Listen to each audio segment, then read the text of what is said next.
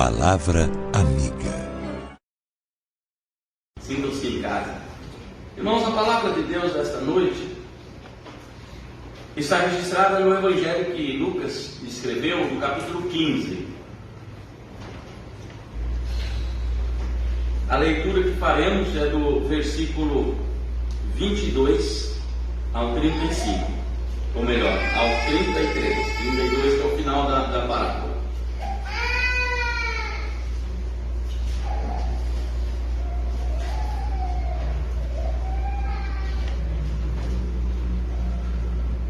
O pai, porém, disse aos seus servos: trazei depressa a melhor roupa, vestiu, ponde-lhe um anel no dedo e sandálias nos pés.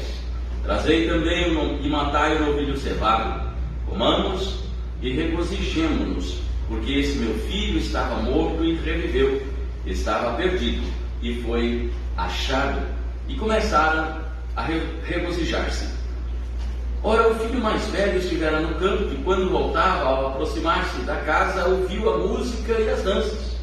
Chamou um dos criados e perguntou-lhe o que era aquilo. E ele informou: veio teu irmão, e teu pai mandou matar um novilho cevado, porque o recuperou com saúde. Ele se indignou e não queria entrar. Saindo, porém, o pai procurava conciliá-lo, mas ele respondeu a seu pai: há tantos anos te sirvo sem jamais transgredir uma ordem tua, e nunca me deste um cabrito sequer, para alegrar-me com os meus amigos. Vindo, porém, esse teu filho que desperdiçou os teus bens com meretrizes, tu mandaste matar para ele um novilho cevado. Então lhe respondeu o pai: meu filho, tu sempre estás comigo, tudo que é meu é teu. Entretanto, era preciso que nos regozijássemos e nos alegrássemos, porque esse teu filho estava, teu irmão estava morto e reviveu, estava perdido e foi achado.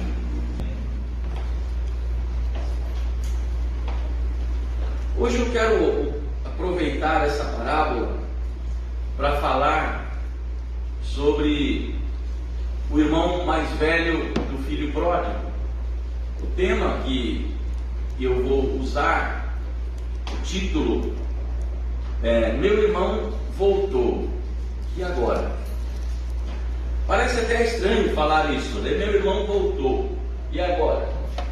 Mas, amados, nós vamos analisar o final da parábola do filho pródigo, porque essa parábola apresenta neste final uma boa mensagem para a igreja. A melhor mensagem para a igreja está nesse final da parábola do filho pródigo. Lucas, dentre as parábolas que são narradas nesse capítulo 15, que os estudiosos, os comentaristas chamam de o capítulo, as parábolas dos perdidos. Parábola da dracma perdida, da ovelha perdida, do filho perdido. Então essa parábola está entre elas, mas Jesus deixou isso para o final, com a intenção de ensinar uma contundente lição para os seus contemporâneos, para os escribas, fariseus daquela época. Mas é uma parábola que nós poderíamos pensar que fosse encenada como um drama em dois atos. O primeiro ato, que é na primeira parte, essa parábola apresenta o cristão que abandonou a casa do pai. Eu não vou falar do contexto judaico, da razão pela qual o filho saiu, da razão também pela qual o pai dividiu entre eles a herança e tudo mais, porque tudo isso já é sabido que iria contra os costumes, ou melhor, contra a lei da época, um filho sair de casa ou pedir antecipadamente a divisão dos bens, já que seu pai deveria estar morto. Mas na segunda parte, o texto apresenta o cristão que está na casa do pai, que está na igreja, mas também está desviado, vive apenas usando a máscara de longos anos. Imaginemos que esse filho mais velho está na casa do pai.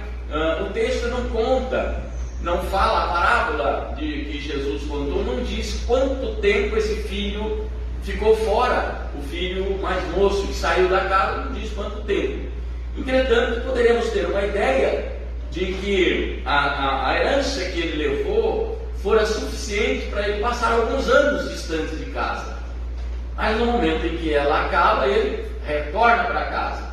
No momento em que se esgotam os seus recursos pecuniários, ele acaba voltando para a casa do pai, depois, logicamente, de uma grande crise de identidade, uma grande crise pessoal, de arrependimento e de decisões, porque ele haveria de tomar essa decisão estando distante do pai.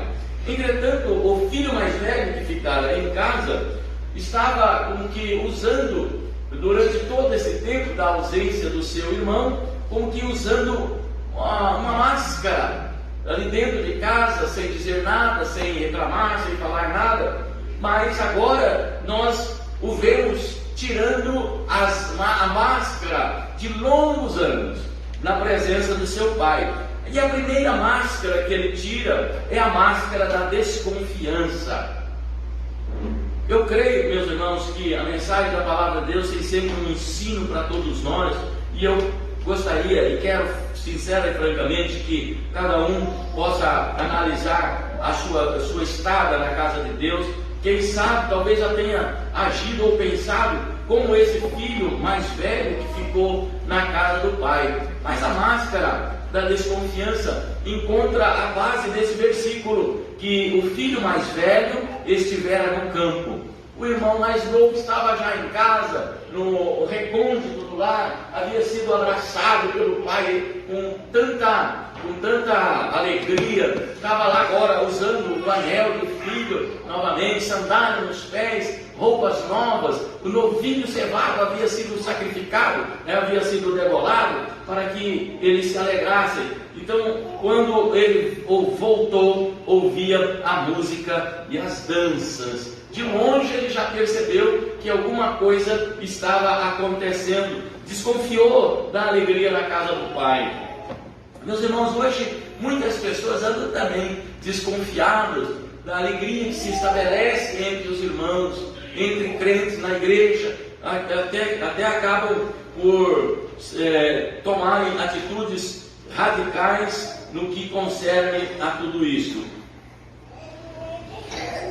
E a máscara da desconfiança fez parte da vida dele durante muito tempo. Agora é a hora de tirar essa máscara da desconfiança, perguntando o que era aquilo que estava acontecendo. E é óbvio, meus irmãos, que a notícia não lhe agradou. Veio teu irmão e teu pai mandou matar para ele o novilho cevado. Era algo que ele não esperava que acontecesse, mas aconteceu, e o seu irmão estava de volta.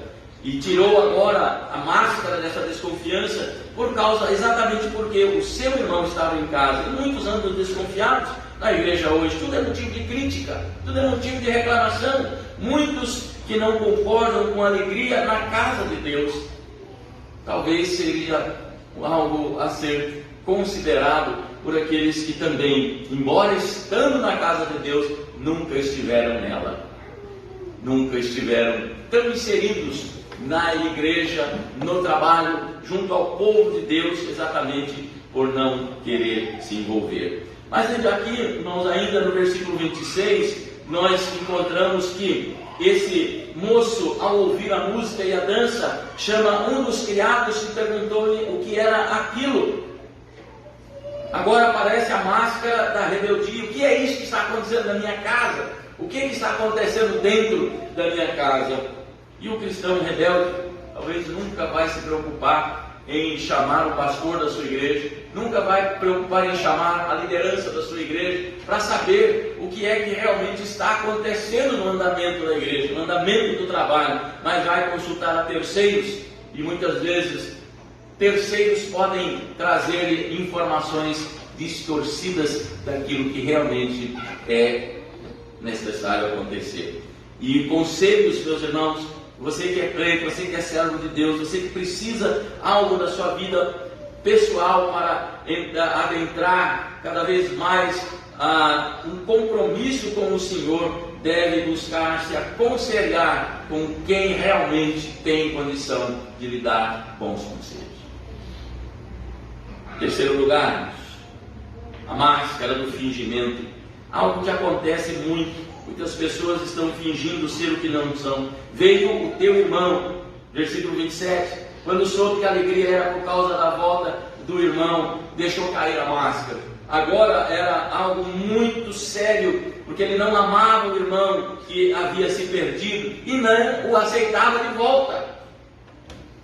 Havia no seu coração, irmãos, uma mágoa, porque aquele irmão foi embora e levou também a sua herança, levou parte daquilo que haveria de ser deles no final das contas, tirou a alegria do lar, a alegria da família, do seu pai, que sabe, da sua mãe, e o seu fingimento durante todo aquele tempo, agora acaba se expondo quando soube da alegria, que era exatamente porque o seu irmão voltou. Meu irmão voltou. E agora? Será que isso não acontece também quando alguém que está fora da sua igreja retorna?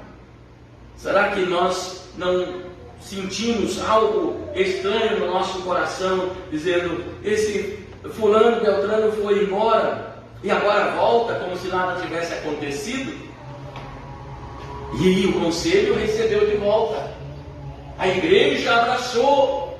Meus amados, coloque-se no lugar de um irmão que está lá no mundo e arrependido volta aos pés do Senhor. Coloque-se no lugar do filho, do irmão mais novo que esteve perdido, chafurdado na lama, no meio de porcos, trabalhando num lugar que não era o seu. E agora arrependido volta para a casa do pai. Tem a mesma coisa.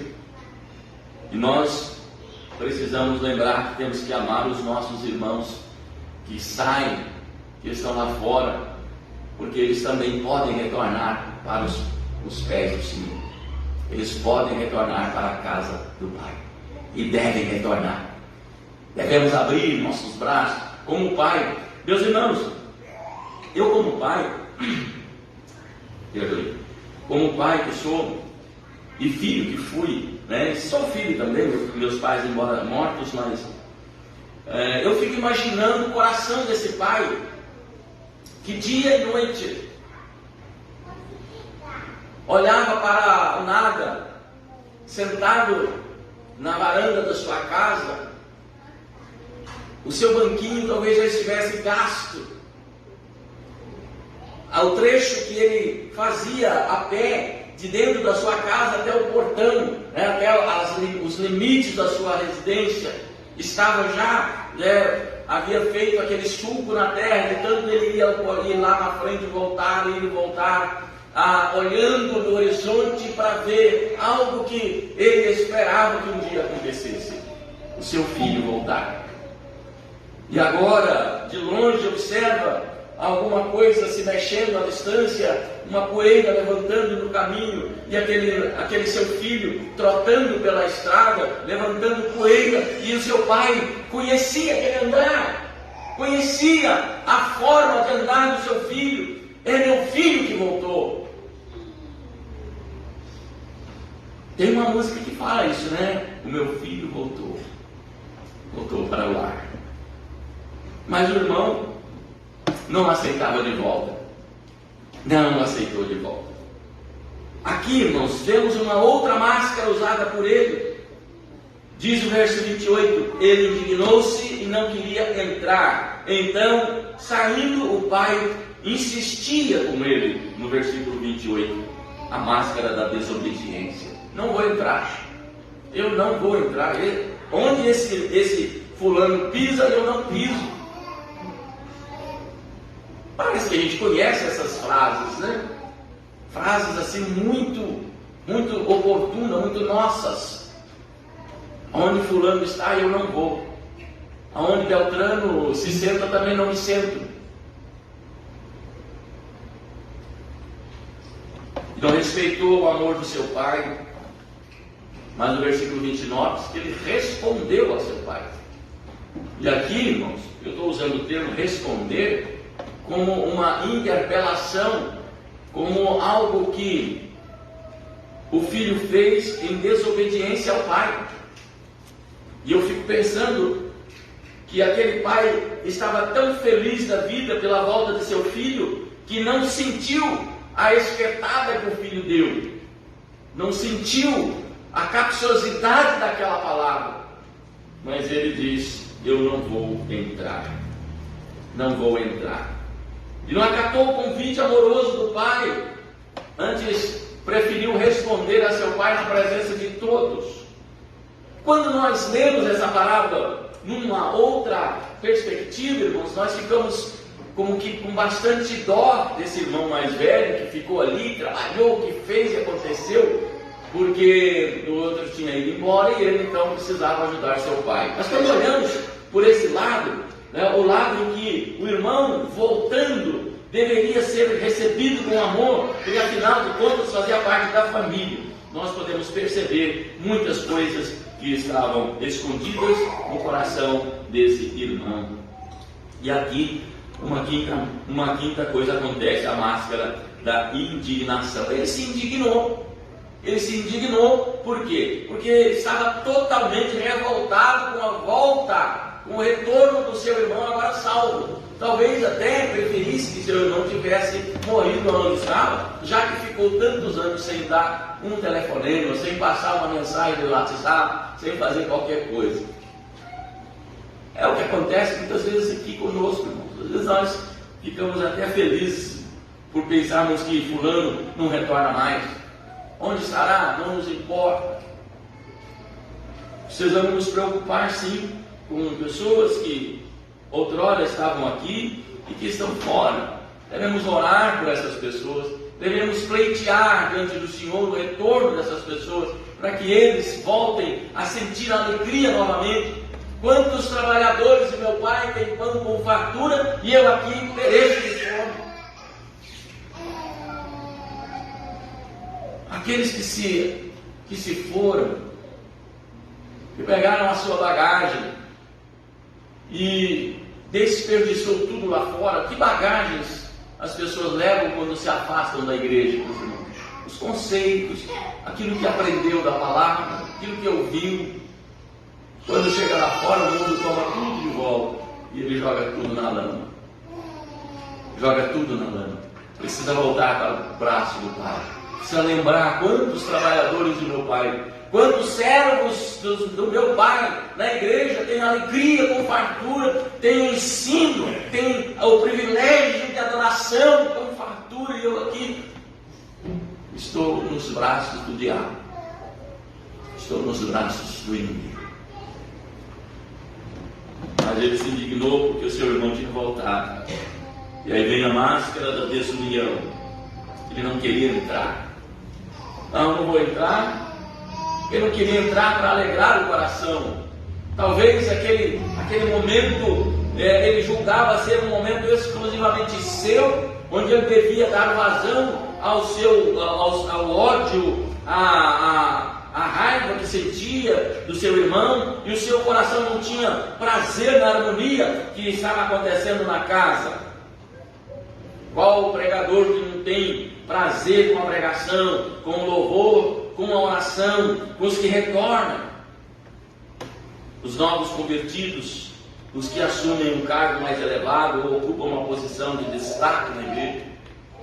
Muitos irmãos, que são esses irmãos mais velhos, às vezes não se alegram com a ascensão de um mais novo, porque eu estava primeiro. Em sétimo lugar, irmãos, a máscara da imprudência. Então, saindo, o pai estava com ele, no versículo 22, mas a sua imprudência foi exatamente causar, diante de todas as pessoas que estavam ali, um escândalo, mesmo com o pai insistindo para ele entrar e festejar. Era realmente uma imprudência. E às vezes somos imprudentes quando cuidamos de estar certos. A máscara do egoísmo. Olha, eu sirvo-te há tantos anos. Versículo 29. Eu tenho te servido por muito tempo. Era algo assim, egoísmo puro, porque ele buscava uma posição pelos seus atos, por aquilo que ele havia feito pelo pai. Então ele queria ser reconhecido por tantos anos de serviço prestado aos pais. Lembre-se, irmãos, estamos falando de herança, estamos falando de algo que aquele moço teria certamente com a morte do pai, mas aqui o que ele estava querendo é que o seu pai reconhecesse que o irmão foi embora, largou tudo, gastou tudo e ele permaneceu cuidando daquilo que era dele. De modo, irmãos, que esse egoísmo muitas vezes nós mostramos também. Acontece também no nosso coração, buscando posição pelos nossos atos.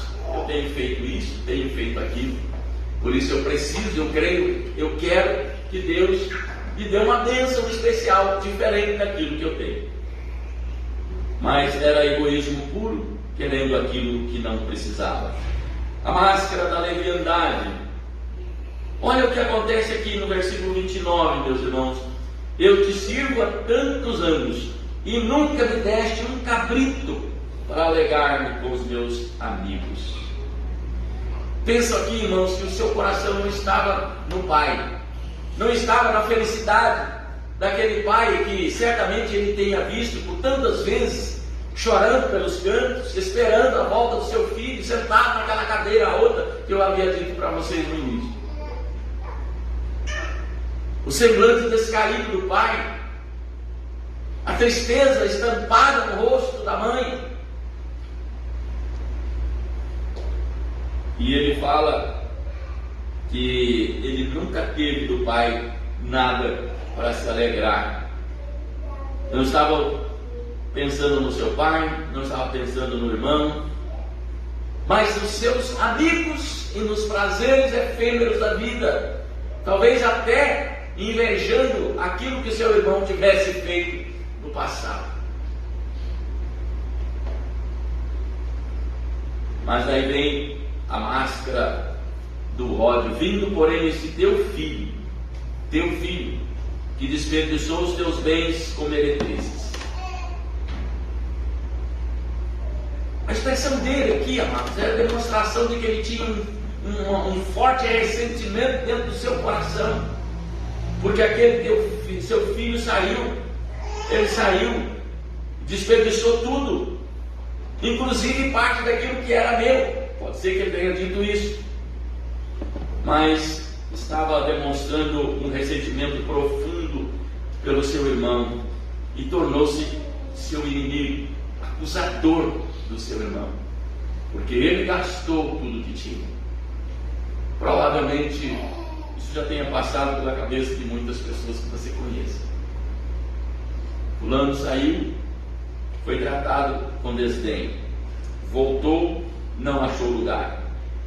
Esse irmão que estava perdido foi achado, como diz o seu pai, mas o filho mais velho não se alegrou juntamente com ele. Aqui nós percebemos a máscara da avareza. Ele veio e tu mandaste matar para ele o bezerro, o cevado. Não tinha ele prazer em contribuir com a alegria, com a festa que o pai estava colocando agora à disposição dos seus, de toda a família, de todos os amigos, porque o seu filho lhe fora restituído com saúde. Ele não estava preocupado, era avarento, não tinha prazer em contribuir com o melhor para a festa do pai, que era o bezerro cevado. Era hora de alegrar, de fazer aquele belo churrasco, quando as pessoas estão alegres. Quantos cristãos hoje, irmãos, estão usando essa máscara, que não aceitam em ofertar o melhor que possui para a casa do pai, não aceita em tirar do seu para agradar a Deus. Encontramos mais duas pela frente, amados, a da incredulidade, que ele responde para o pai. E o pai então fala amorosamente com ele, dizendo: filho, tu sempre estás comigo e todas as minhas coisas são tuas. Tu sempre estás comigo e tudo que eu tenho é seu. Lá no versículo 31. Mas ele estava na casa do pai. Ele poderia saber, ele até sabia disso, mas não acreditava nas promessas do Pai. O Senhor nunca me deu um cabrito, o Senhor nunca me deu nada, e eu estou sempre aqui. Com isso veio a máscara da insubmissão. O Pai diz: era justo que nós nos alegrássemos, porque esse teu irmão estava morto e reviveu. Ele estava perdido e foi achado. Essa insubmissão, amados, explica. Não amava o Pai, por isso não queria fazer parte daquela festa, por isso não queria fazer parte daquela alegria. Às vezes vemos comportamentos similares, comportamentos semelhantes, quando nós não amamos o nosso irmão que está do nosso lado, só porque talvez ele tenha andado por um caminho e retornado para a casa do Pai. Nós precisamos de fato amar o nosso irmão perdido e tomar parte da alegria do Pai. O que Jesus fala no final dessa parábola? De todas elas, das 3 parábolas, o que Jesus fala? A maior alegria no céu por um pecador que se arrepende, por um pecador que volta para casa, do que por 99 que não precisam de arrependimento. Amados, pode parecer muito singelo, mas a pergunta: meu irmão voltou, e agora? É o exemplo do filho mais velho, filho pródigo. Pensemos nós de forma positiva, de forma clara nessa parábola, meus irmãos, se nós não estamos agindo assim, ou se não conhecemos alguém que age assim.